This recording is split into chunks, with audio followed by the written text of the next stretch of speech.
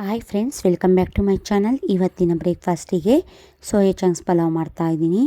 ಬನ್ನಿ ಮಾಡೋ ವಿಧಾನ ನೋಡೋಣ. ಮೊದಲಿಗೆ ಸೋಯಾ ಚಂಕ್ಸ್, ಅಕ್ಕಿ ತೊಳೆದಿಟ್ಟಿದ್ದೀನಿ, ಎಣ್ಣೆ, ಉಪ್ಪು, ಗರಂ ಮಸಾಲ, ಅರಿಶಿನ ಪುಡಿ, ಧನಿಯಾ ಪುಡಿ, ಖಾರದ ಪುಡಿ, ಕೊತ್ತಂಬರಿ, ಪುದೀನ, ಈರುಳ್ಳಿ, ಸಣ್ಣಗೆ ಹಚ್ಚಿರೋ ಟೊಮೊಟೊ, ಮಸಾಲೆಗೆ ಈರುಳ್ಳಿ, ಕಾಯಿ ತುರಿ, ಶುಂಠಿ, ಬೆಳ್ಳುಳ್ಳಿ, ಕೊತ್ತಂಬರಿ, ಪುದೀನ ಹಾಕ್ಕೊಂಡು ನುಣ್ಣು ರುಬ್ಕೋಬೇಕು. ಒಂದು ಪಾತ್ರೆಯಲ್ಲಿ 1 ಗ್ಲಾಸಷ್ಟು ನೀರು ಹಾಕಿ ಅದಕ್ಕೆ ನಮಗೆ ಎಷ್ಟು ಬೇಕು 1 ಕಪ್ನಷ್ಟು ಸೋಯಾ ಚಂಕ್ಸ್ನ ಹಾಕ್ಕೊತಾ ಇದ್ದೀನಿ.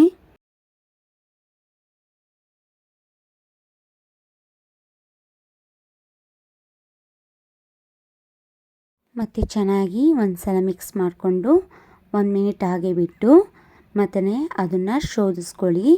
ಅದನ್ನು ಸೋಯಾ ಚಂಕ್ಸ್ನ ಚೆನ್ನಾಗಿ ಪ್ರೆಸ್ ಮಾಡಿ ಸ್ಟ್ರೈನ್ ಮಾಡ್ಕೊಳ್ಳಿ.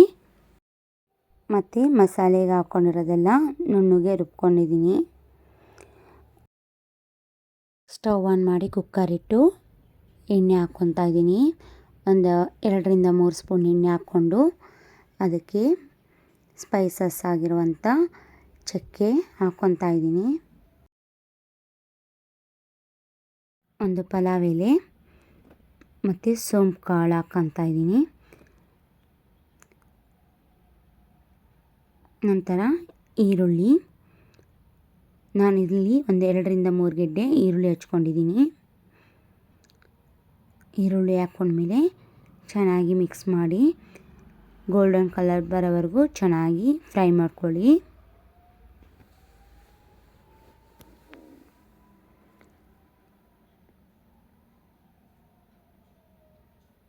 ನೋಡಿ, ಈಗ ಗೋಲ್ಡನ್ ಕಲರ್ ಬಂದಿದೆ. ಈಗ ಸಣ್ಣಗೆ ಹಚ್ಚಿರುವಂಥ ಟೊಮೊಟೊನ ಹಾಕ್ಕೊಂಡು ಅದನ್ನು ಕೂಡ ತುಂಬ ಸಾಫ್ಟಾಗಿ ನಾವು ಫ್ರೈ ಮಾಡ್ಕೋಬೇಕು.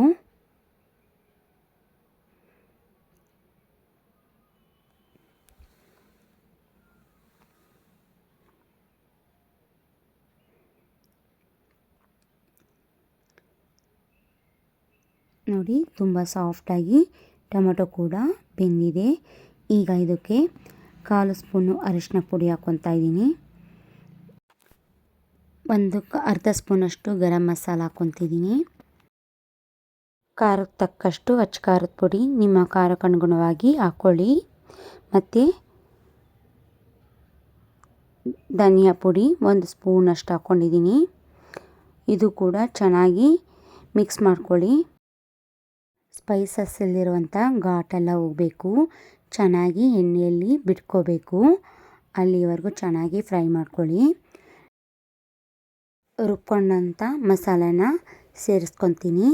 ಇದು ಕೂಡ ತುಂಬ ಚೆನ್ನಾಗಿ ಫ್ರೈ ಮಾಡ್ಕೋಬೇಕು, ಯಾಕಂದರೆ ಇದರಲ್ಲಿರುವಂಥ ಹಸಿ ವಾಸನೆ ಹೋಗಬೇಕು. ಅಲ್ಲಿವರೆಗೂ ಚೆನ್ನಾಗಿ ಫ್ರೈ ಮಾಡ್ಕೊಳ್ಳಿ. ಇದು ಕೂಡ ಎಣ್ಣೆಯಲ್ಲಿ ಬಿಡ್ಕೋಬೇಕು, ಅಲ್ಲಿವರೆಗೂ ಚೆನ್ನಾಗಿ ಫ್ರೈ ಮಾಡ್ಕೊತ ಬನ್ನಿ. ನೋಡಿ, ಮಸಾಲೆ ಕೂಡ ಎಣ್ಣೆಯಲ್ಲಿ ಬಿಟ್ಕೊಂಡಿದೆ. ಈಗ ಕೊತ್ತಂಬರಿ, ಪುದೀನ ಸೇರಿಸ್ಕೊಳ್ಳೋಣ. ಒಂದು ಸಲ ಮಿಕ್ಸ್ ಕೊಡಿ.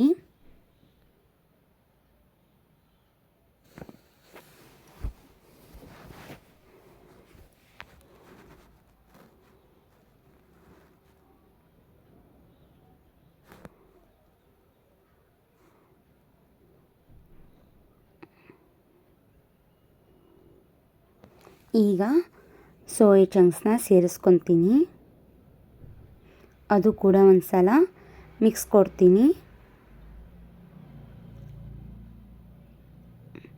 ಈಗ ಅಕ್ಕಿ ಎಷ್ಟು ತಗೊಂಡಿರ್ತೀವೋ ಅಳತೆ ತಕ್ಕಷ್ಟು ನೀರು ಹಾಕ್ಕೋಬೇಕು.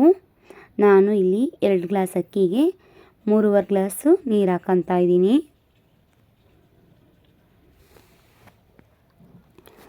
ರುಬ್ಬಿದಂಥ ಮಸಾಲೆ ಇತ್ತಲ್ವ, ಜಾರಿಗೂ ಸಮೇತ ನೀರು ಹಾಕ್ಕೊಂಡು ಸೇರಿಸ್ಕೊತೀನಿ. ಸೋಯಾ ಚಂಕ್ಸ್ ಆಹಾರ ತುಂಬ ಪ್ರೋಟೀನ್ ಇರುತ್ತೆ. ಇದು ನಮ್ಮ ಆಹಾರದಲ್ಲಿ ಅಳವಡಿಸ್ಕೊಳ್ಳೋದ್ರಿಂದ ಇದು ವೆಯ್ಟ್ ಲಾಸು ಈಸಿ ಆಗುತ್ತೆ. ಮತ್ತು ರುಚಿಗೆ ತಕ್ಕಷ್ಟು ಉಪ್ಪನ್ನು ಸೇರಿಸ್ಕೋಬೇಕು. ನಂತರ ಚೆನ್ನಾಗಿ ಮಿಕ್ಸ್ ಮಾಡ್ಕೊಳ್ಳಿ. ಮತ್ತು ಒಂದು ಪ್ಲೇಟ್ ಮುಚ್ಚಿ ಒಂದು 5 ಮಿನಿಟ್ ಬಿಡಿ. ಈಗ ಕುದಿ ಬಂದಿದೆ. ಈಗಲೂ ಕೂಡ ಒಂದು ಮಿಕ್ಸ್ ಕೊಡ್ತಿದ್ದೀನಿ ನಾನು. ಈಗ ಇದಕ್ಕೆ ತೊಳೆದಂಥ ಅಕ್ಕಿನ ಸೇರಿಸ್ಕೊಳ್ಳೋಣ. ಅಕ್ಕಿನೂ ಸೇರಿಸ್ಕೊಂಡ್ಮೇಲೆ ಚೆನ್ನಾಗಿ ಮಿಕ್ಸ್ ಮಾಡ್ಕೊತೀನಿ. ಮತ್ತು ಒಂದು ಪ್ಲೇಟ್ ಮುಚ್ಚಿ ಒಂದು 5 ಮಿನಿಟ್ ಬಿಟ್ಟು ಮತ್ತೆ ಓಪನ್ ಮಾಡಿ ನೋಡಿ. ಈಗ ಎಷ್ಟು ಚೆನ್ನಾಗಿ ಕುದಿ ಬಂದಿದೆ ನೋಡ್ತಾ ಇದ್ದೀರಲ್ಲ. ಎಣ್ಣೆ ಅಂಶ ಎಲ್ಲ ಮೇಲ್ಗಡೆ ಎಷ್ಟು ಚೆನ್ನಾಗಿ ತೇಲಿದೆ ನೋಡಿ. ಚೆನ್ನಾಗಿ ಕುದಿ ಕೂಡ ಬಂದಿದೆ. ಈಗ ಇನ್ನೊಂದು ಸಲ ಮಿಕ್ಸ್ ಕೊಟ್ಬಿಟ್ಟು ನಾನು ಕುಕ್ಕರ್ ಲಿಟ್ಲು ಕ್ಲೋಸ್ ಮಾಡ್ತಿದ್ದೀನಿ. ಇದು 1 ರಿಂದ 2 ವಿಸಲ್ ಹೊಡೆಸಿ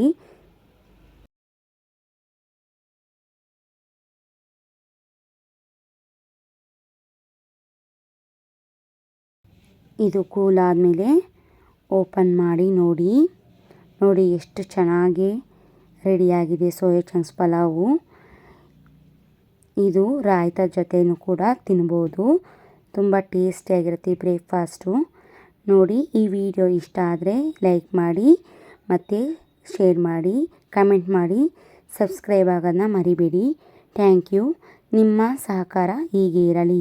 ಧನ್ಯವಾದಗಳು.